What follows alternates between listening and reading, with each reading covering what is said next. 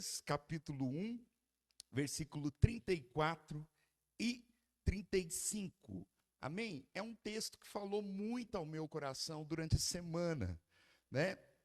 Essa palavra veio ao meu coração na quarta-feira na rádio, ecoou durante o culto dos homens na mesma quarta-feira e hoje, ali no meu gabinete, ela veio novamente ao meu coração. Óbvio que o Espírito Santo amplificou ela mais um pouquinho do que estava lá na rádio, para quem ouviu. Lucas 1, versículo 34 e 35.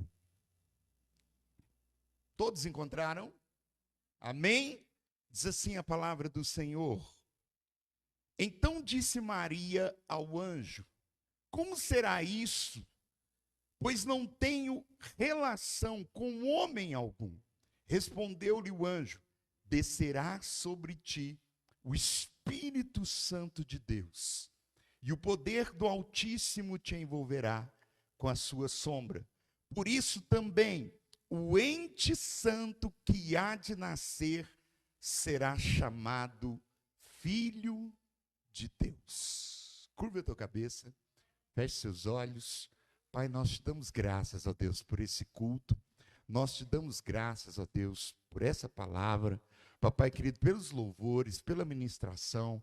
Verdadeiramente o Senhor habitou no meio dos louvores. Agora, fale conosco, Deus, por intermédio da tua palavra. É noite de ceia, é noite, papai querido, de entrarmos em comunhão contigo e com a igreja, papai querido, e de remontarmos, relembrarmos em memorial o sacrifício que o Senhor fez por nós na cruz do Calvário.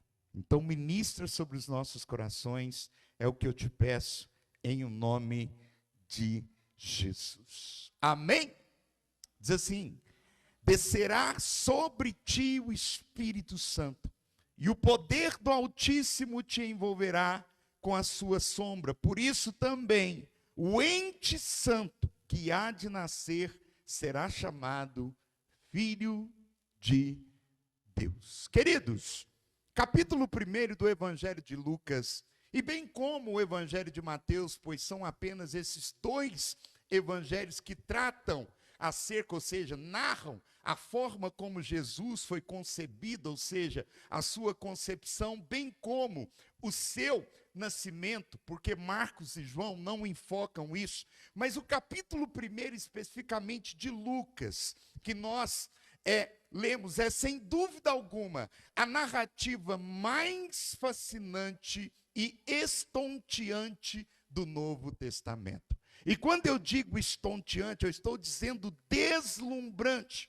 E eu digo isso porque, afinal de contas, estamos falando da encarnação de Jesus. Nós estamos falando do nascimento daquele que iria dividir a história em antes e depois. É um fato por si só extraordinário. Negue o ateu ou não a divindade de Cristo, é óbvio que ele nega. Um fato ele não pode negar: o fato histórico, a historicidade de Cristo. E a historicidade de Cristo diz para nós, afirma para nós, por meio das Escrituras e por meio da própria história, que a história da humanidade se divide em antes e depois desse fato. Em antes e depois desse acontecimento, em antes e depois do nascimento, da encarnação de Cristo. Essa narrativa, ela é estonteante, deslumbrante, porque também trata daquele que iria redimir a humanidade. Quando lemos o texto e dizemos que o ente que habitaria, que abrigaria o ventre de Maria seria um ente santo e seria chamado Filho de Deus, é disso que se trata. Esse ente santo veio única e exclusivamente para redimir a humanidade, para resgatar a humanidade, para restaurar a humanidade, para ser o redentor daquela que caiu em desobediência lá no início, em Gênesis, no jardim do Éden. No entanto, queridos, a forma como se nos são apresentados os fatos, principalmente do capítulo 1 de Lucas, a partir do versículo 26, a forma como se nos são apresentados fatos, muitas das vezes ofuscam a plenitude e a grandiosidade daquilo que está acontecendo. Pastor, o que você está dizendo? O que eu quero dizer é que a ênfase que damos, por vezes, em demasia, ou seja, passamos do ponto, a ênfase que damos em demasia aos personagens que estão envolvidos no enredo, faz com que deixemos de lado fatos igualmente importantes, que não devem ser desatrelados, ou seja, separados, tirados do contexto. Pastor, eu não entendi a ênfase, por exemplo, que se dá a Maria. Eu não quero aqui desmerecer o fator Maria. Eu não quero aqui desmerecer, por favor, não entenda assim, a personagem Maria, nem tanto a importância que ela teve na história. Pois o próprio anjo diz, alegra-te muito, favorecida. E de fato ela foi favorecida, porque estava no lugar certo e na ocasião certa da história. Amém? Não há como negar. O que nós não reconhecemos é poder e divindade nessa mulher, mas a importância que ela tem, isso nós reconhecemos. É fato. Ela estava no lugar certo, na genealogia certa, porque Jesus não podia vir do Joaquim das Couves, nada contra o Joaquim das Couves. Amém? Jesus não podia vir de qualquer linhagem, o que eu estou querendo dizer é isso. Jesus não podia vir de qualquer árvore genealógica. Jesus tinha que partir ou ser encarnado, ser inserido em uma árvore genealógica pertencente à raiz de Davi. E tanto por parte de Maria, quanto por parte de José, Maria descendia de Davi. Abaixa um pouquinho o microfone que vocês aumentaram aí. Você está entendendo? Amém? Não há como julgar e negar a importância dessa mulher. Ela estava no lugar certo e na hora certa. Porém, a ênfase do texto não pode ser Maria. A ênfase do texto é Cristo encarnado. A ênfase do texto é a encarnação daquele que redimiria a terra. A ênfase do texto tem que ser a encarnação daquele que salvaria a humanidade. Damos demasia demais, ênfase demais a todo o entorno. Tem um anjo que aparece para uma quase adolescente. Pasme se você ou não, Maria tinha cerca de 14 a 15 anos na época em que o anjo a visitou. E talvez você olhe e diga, mas José era pedófilo. Não, querido. Por favor, era normal desposar as moças nesse período, porque entendia-se que elas já tinham atingido a idade para constituir família, para dar sequência à vida familiar. Não há nada de errado acontecendo aqui. É o contexto cultural da época. É o contexto social daquela época. Amém? E há um anjo que aparece diante dela, e Maria, em momento algum, se mostra incrédula. Pelo contrário, ela se dispõe em crer, embora esteja pasmada, assustada, com tudo aquilo e com toda aquela novidade que está sendo trazido a ela. Mas a ênfase, querido, que damos a esses personagens, nos faz com que nós desatrelemos fatos, ou seja, separemos fatos do contexto que não podem ser desatrelados. Indícios, fatos, pontos importantes do que está acontecendo em torno do versículo 35 do capítulo 1, que não podem ser ignorados. E é sobre esses pontos que eu quero falar um pouquinho nessa noite, aproveitando o momento por se tratar de um memorial, por se tratar de uma lembrança daquele que um dia encarnou-se, daquele que um dia veio, exerceu o seu ministério, morreu, padeceu para morrer, mas ressuscitou ao terceiro dia e prometeu que vai voltar. Aleluia! Glória a Deus. E a primeira coisa que eu preciso entender do versículo 35 do capítulo 1 de Lucas é que trata-se do start, do play. Pastor, o que é isso? O ponto de partida para a execução do plano de redenção da humanidade. Quando Maria indaga como se dará isso, se não tenho relação com homem algum, e o anjo diz, descerá sobre ti o Espírito Santo de Deus, a sombra, o poder do Altíssimo te envolverá, e o ente que irá habitar ou nascer de você será chamado Filho de Deus. Eu preciso entender que o start, o play, o ponto de partida para a redenção, para a execução do plano de redenção da humanidade, está começando agora. Pastor, eu não entendi. O que eu quero que você entenda é que aquilo que for anunciado, dito pelo próprio Deus, lá no Éden, lá em Gênesis, porém inimizade entre ti e a mulher, entre a tua descendência e o teu descendente, este lhe ferirá a cabeça, e tu lhe ferirás o calcanhar. Começa a acontecer agora. Em Lucas capítulo 1, versículo 35.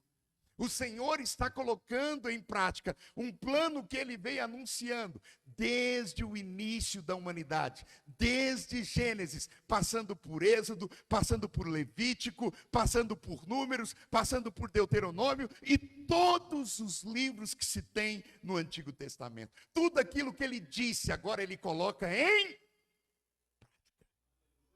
Quem aqui está entendendo, diga amém. Quem aqui está entendendo, diga glória a Deus. A segunda coisa que eu preciso entender, se há um plano sendo executado, colocado em prática, é também o início do cumprimento de todas as profecias messiânicas do Antigo Testamento. Tudo aquilo que os profetas disseram acerca de Cristo, agora, com a encarnação dele, está o quê? Se cumprindo. Não é simplesmente, eu não quero novamente, quero enfatizar, eu não quero aqui desmerecer Maria, mas não é simplesmente Maria concebendo Cristo, não. São as profecias se cumprindo. Quando você olha as narrativas do nascimento, do ministério e da morte de Jesus, todas as profecias acerca dele se cumpriu. Todas. E indo um pouquinho além, quando nós olhamos tanto as profecias do Antigo quanto do Novo Testamento e alinhamos com aquilo que foi dito a João e tantos outros apóstolos acerca da vinda, da segunda vinda de Jesus, ou seja, o arrebatamento da igreja, não há nada para se cumprir.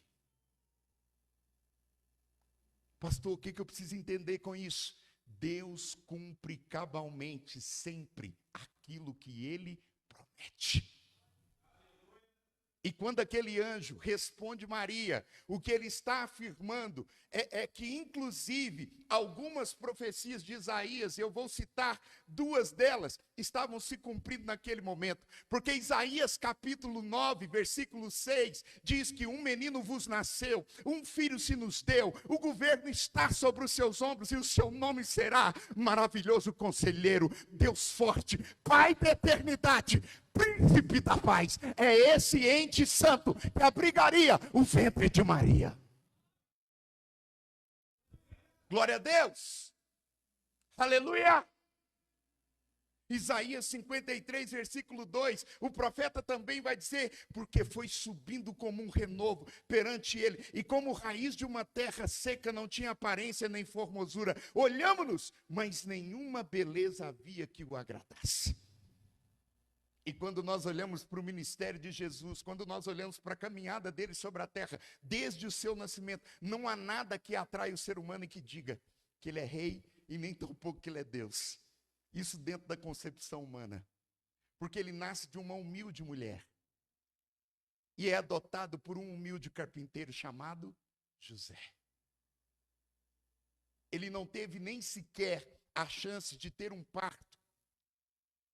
Um parto no mínimo digno. Não, ele nasce numa estrebaria, dentro de uma manjedoura. E para quem não sabe, manjedoura é coxo, lugar onde o animal come. Ele cresce numa cidade cuja qual se dizia a respeito dela que de Nazaré não surgiria nenhum profeta.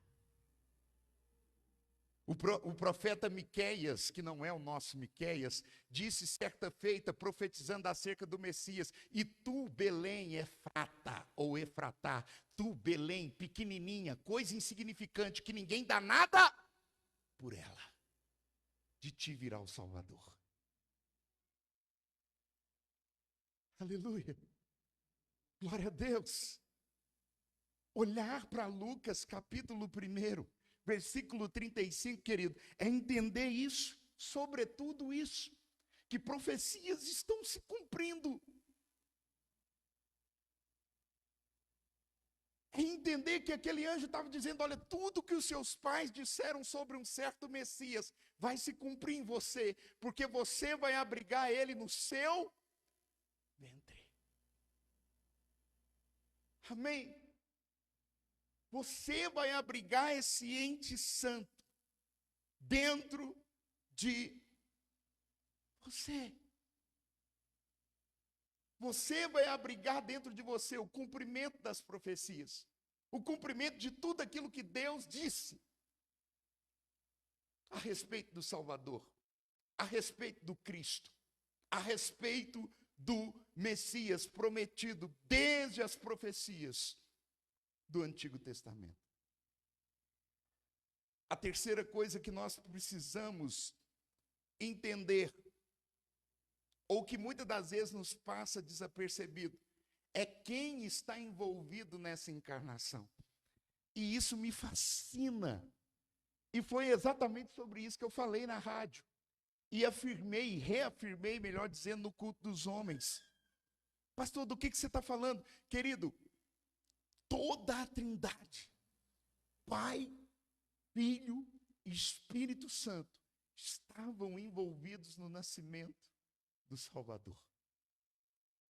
Todos eles juntos, todos eles em uníssono, estavam envolvidos no mesmo propósito.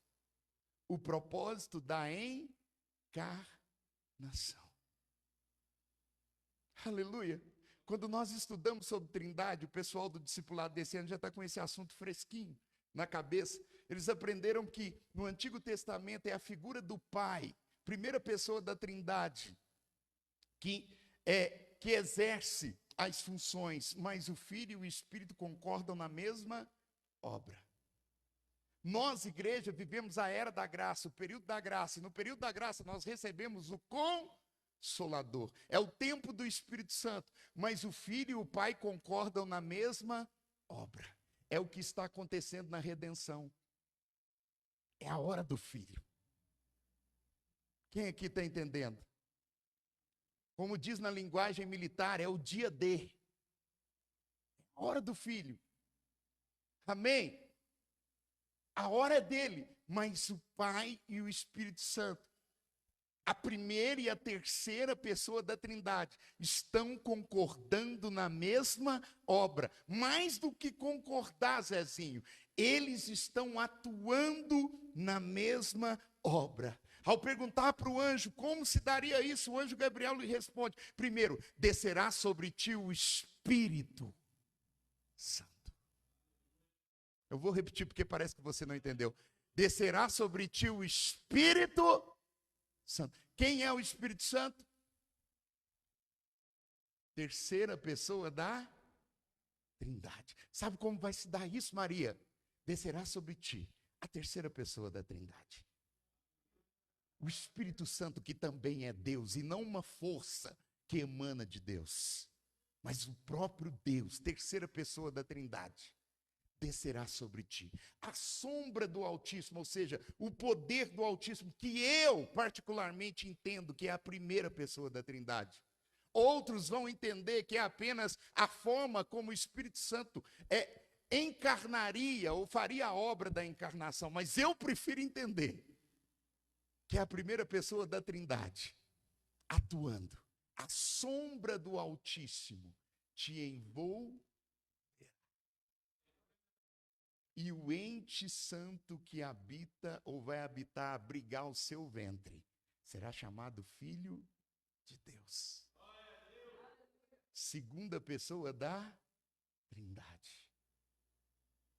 A Trindade está toda envolvida numa obra chamada redenção, salvação. Pastor, eu não entendi por que isso é importante. Há um esforço celestial para que o Salvador viesse ao mundo. Muitas das vezes nós lemos o contexto, querido. Muitas das vezes, aliás, nós lemos o texto ignorando o contexto. Sabe? A ideia que nós temos é de que o pai vira para o filho e diz assim: vai que o filho é seu, pega que o abacaxi é seu, descasca, agora é sua vez, vai lá, filhão. E ninguém está envolvido nessa obra, a vez é dele. Você está entendendo? A ideia que temos é de um Cristo isolado. A ideia que temos é de um Cristo abandonado desde o seu nascimento. A única ideia que se tem de abandono de Cristo, querido, é na cruz. Em nenhum outro lugar ele atua sozinho. O tempo todo a Trindade está na execução da obra. Ela está envolvida no nascimento. Ela está envolvida no batismo de Jesus. Ele adentra as águas, é batizado por João Batista. Pousa ou paira sobre ele o Espírito Santo em forma de uma... Tem medo não, irmão? Está com medo de falar que é uma pomba? Ai, meu Deus, esqueci, não sei se é um pardal. É pomba. Amém?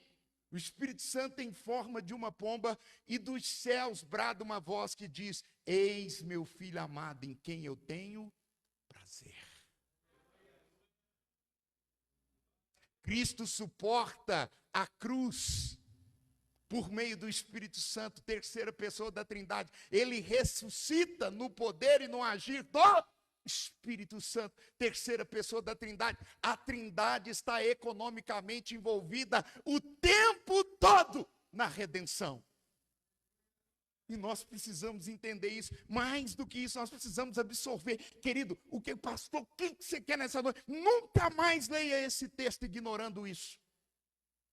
Há um movimento celestial.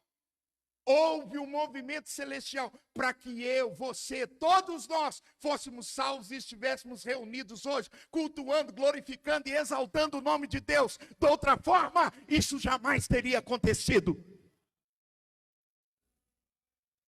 Aleluia! A soma destas ações, ou seja, desta ação, melhor dizendo, trina, dessa ação trinitária, dessa ação da Trindade, mas que ao mesmo tempo é pessoal, porque cada um executa a sua obra ali naquele momento, resultaria naquilo que a teologia chama de enkenose. Pastor, o que é isso? Esvaziamento. Essa soma vai resultar no esvaziamento daquele que também é Deus. Segunda pessoa da Trindade. Ou seja, o Deus que se fez carne, Cristo, mesmo sendo Deus, Filipenses 2, do versículo 5 ao 11, não usurpou ou não julgou com usurpação o ser igual a Deus. O ser igual a Deus. Eu estava explicando isso na terça-feira no treinamento de líderes. O não usurpou o ser igual a Deus, o Samuel, é o mesmo que dizer, ele não se apegou aos privilégios e prerrogativas divinas. Ele não se apegou a nenhum desses privilégios divinos. Amém? É como se o nosso presidente atual da República, amém, abrisse mão dos seus privilégios presidenciais, o que eu acho muito difícil. Mas é como se ele abrisse mão, é como se a comitiva deles, olha, as forças armadas compraram um avião desse naipe luxuoso, com tudo em cima, tudo ok, é para você, presidente, para você ir para a Índia, para a China, confortavelmente, juntamente com a sua esposa Janja, ir para onde você quiser. E de repente, ele diz: não, eu quero ir um voo fretado, junto com o povo. Você está entendendo? Você consegue imaginar o seu presidente fazendo isso? Nem eu tampouco. Você está entendendo? Mas Cristo, ele abriu mão das suas prerrogativas, dos seus privilégios. Ele não usurpou o ser igual a Deus, mesmo sendo Deus. A si mesmo, se esvaziou em kenose. A soma dessa ação trinitária, do Espírito Santo descendo sobre Maria, o poder do Altíssimo a envolvendo, e o ente santo agora sendo gerado, divino homem, dentro dela, é igual a enkenose, esvaziamento. A si mesmo se esvaziou, assumindo a forma de servo, tornando-se semelhante a homens e reconhecido em figura humana, se humilhou e foi obediente até a morte e morte de cruz. Aleluia. Amém. Glória a Deus. Houve um esforço descomunal desse Deus homem em se esvaziar, em tornar-se servo, assumir a figura humana. Querido, uma das maiores humilhações de Jesus, talvez não supere a humilhação de cruz, ou da cruz, mas depois da cruz, a maior humilhação de Jesus, foi, pelo menos na minha concepção, pastor Teodoro, foi tornar-se homem. Eu digo que não supera a cruz pelo que a cruz representa. A cruz representa o peso do pecado de toda a humanidade. Toda a humanidade. A Bíblia diz que ele se fez pecado por nós. Por isso, nada supera a humilhação da cruz. Eu não estou nem me apegando aos açoites, ao ultraje da cruz. Não estou me apegando a isso.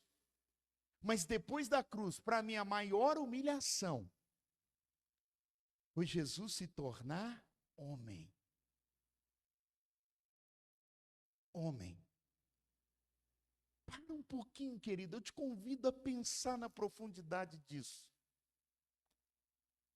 Eu acho que aqui no nosso meio, quem passou mais... não, temos uma gestante aqui, Ju Campos. Porque a outra gestante ganhou hoje, Dona Miriam, para a glória de Deus, né? A Gabi já está entre nós, mas temos a Ju Campos aqui, né? Que maravilha olhar para o primeiro ultrassom, não é? E aquele serzinho pequenininho, do tamanho de um baguinho de feijão, e dentro daquela coisa ínfima tem um coração tuf, tuf, tuf, tuf, tuf. E isso eu estou indo pausado, porque não é assim, não, é tuf, tuf, tuf. É acelerado, é contínuo. Quem nunca passou pela experiência da gestação até assusta. O segundo, nem tanto, mas o primeiro, você, meu Deus. Né? Agora pense, o seu Salvador, Lívia, se diminuiu a essa substância informe. Com esse coraçãozinho, Maria Helena, batendo, pulsando, em Fernanda, no interior de uma mulher, de uma mãe, chamada Maria.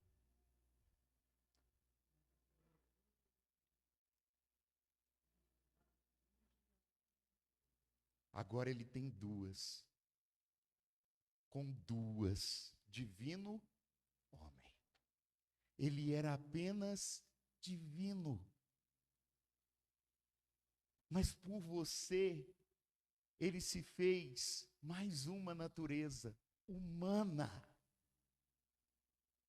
Por você, meu irmão. Por você, Miqueias. É amor demais.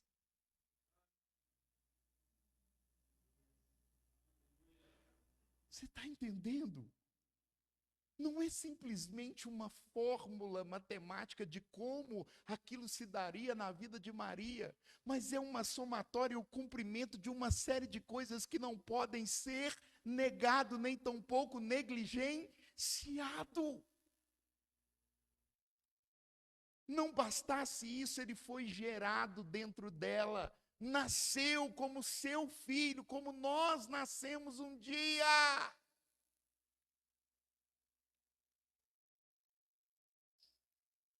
Viveu todas as mazelas a que um ser humano é submetido, com exceção do pecado, que daqui a pouco nós vamos falar sobre isso. Mas tirando o pecado, Cristo viveu tudo a que um ser humano é submetido. Tudo. E tudo isso por você. Por você. Amém? E muitas das vezes nós negligenciamos, e muitas das vezes nós negamos, ou permitimos passar desapercebido. Outro fator que nos chama atenção é o que o anjo diz a Maria. Ele diz: olha, também o ente santo que há de nascer será chamado Filho de Deus. Ou seja, aquele que vai abrigar o seu ventre não é qualquer um. Aquele que vai abrigar o seu ventre é santo. Sabe o que ele está dizendo? Olha, mulher, não há a mínima possibilidade daquele que vai abrigar o seu ventre compartilhar da natureza pecaminosa do homem. Ele é santo, perfeito, porque se tal fato ocorresse, todo o sacrifício de Jesus, desde a encarnação, seria o quê? Inválido. Ele é perfeito. Ele é santo. 2 Coríntios capítulo 5, versículo 21, diz que Jesus não conheceu o pecado. Pedro, em uma de suas cartas, na primeira carta, capítulo 2, versículo 22, diz que ele não cometeu, ou seja, ele não conheceu, ele não cometeu pecado, e nele não existe pecado. Aleluia! Você pode repetir isso comigo para você nunca mais esquecer. Ele não conheceu, repita comigo, ele não conheceu, ele não cometeu, e nele não existe pecado. Amém? Todavia, ele se fez pecado por nós.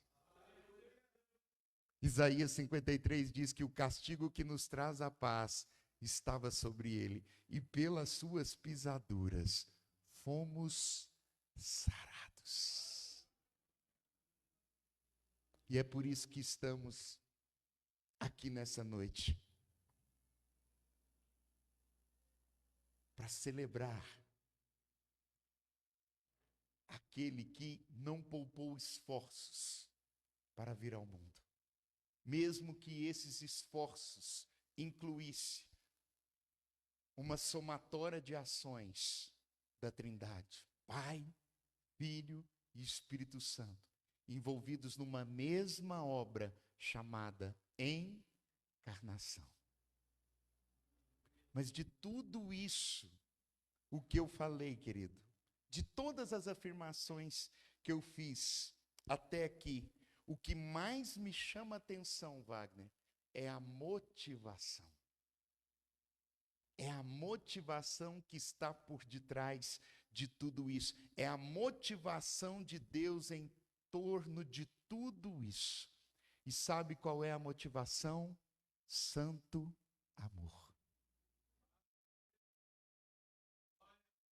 Pastor, eu não entendi. Sabe por que ele fez isso por você, Charlene? Porque ele te ama. Todo esse movimento celestial em torno da encarnação, desde a origem do mundo, começando de Gênesis, passando pelo cumprimento das profecias, depois da ação presente da Trindade em Lucas capítulo 1, versículo 35, chegando ao resultado de um esvaziamento de um Deus que se fez homem, que assumiu a figura humana, que não usurpou o ser igual a Deus, mas esvaziou-se de si mesmo. Tudo isso ele fez único e exclusivamente por amor. Langston, um teólogo batista, ao definir Deus, ele diz assim: Deus é espírito pessoal, perfeitamente bom, que em santo amor cria, sustenta e dirige tudo. Toda a motivação de Deus gira em torno do amor. João 3,16 diz: porque Deus amou o mundo de tal maneira,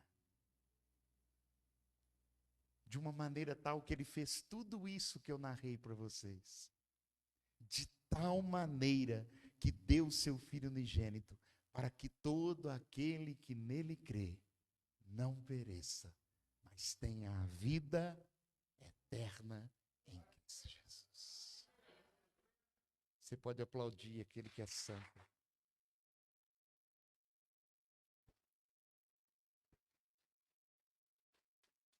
Aleluia. Ele te amou. Se coloque de pé do teu lugar. Eu quero chamar o corpo diaconal, ministério de louvor, para já estar tomando seus postos, seus lugares.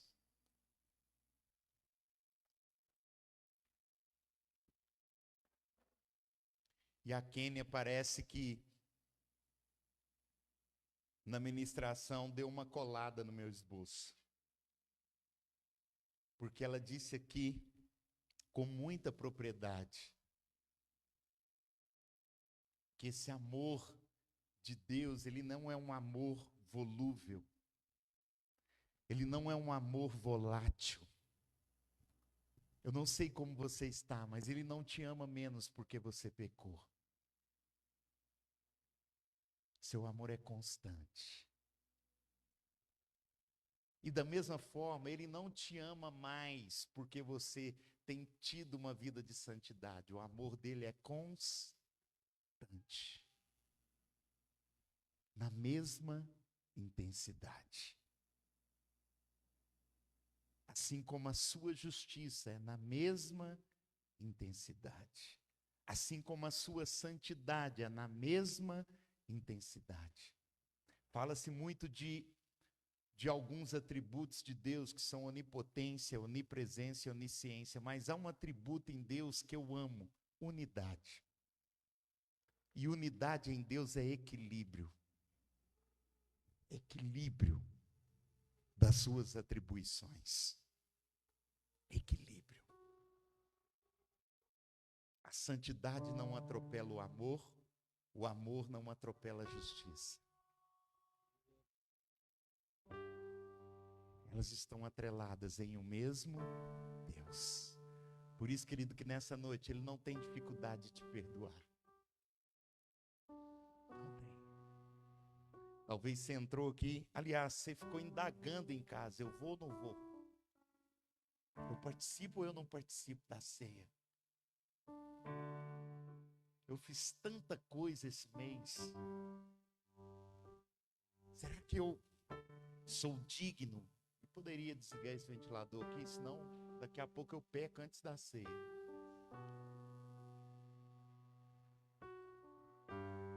Você está entendendo, querido? Talvez você saiu da sua casa indagando isso. Se eu devo ou não devo cear. O que eu fiz é intenso demais, foi pesado demais para que eu participe.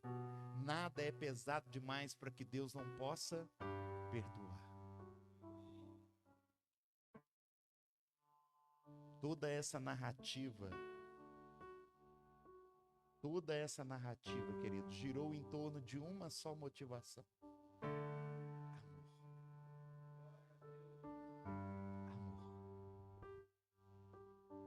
Ele te ama.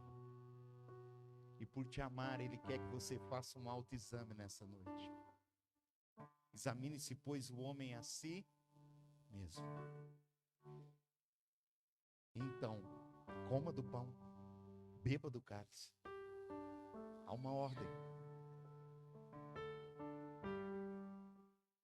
Há uma ordem implícita e explícita para que você participe no corpo. Mas às vezes o diabo fica aí te acusando, dizendo: não, você não pode. Você não. Você não. Todos aqui podem, você não. Todos aqui estão aptos, você não.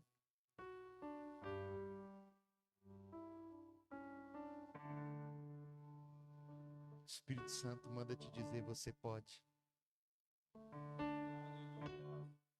Porque Ele te ama. E o seu amor é incondicional. E é esse amor incondicional que pode te tornar apto a cear nesta noite.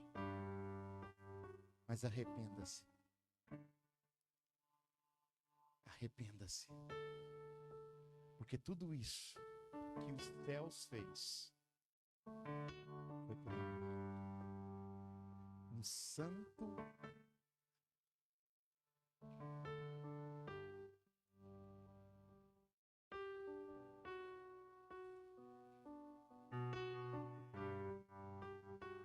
até a música da ceia tem a ver, né?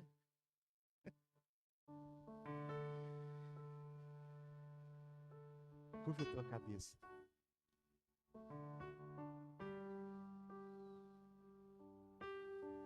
Tenha um momento a sós aí no seu lugar com Deus. Se te der vontade de dobrar os joelhos, de se arrepender,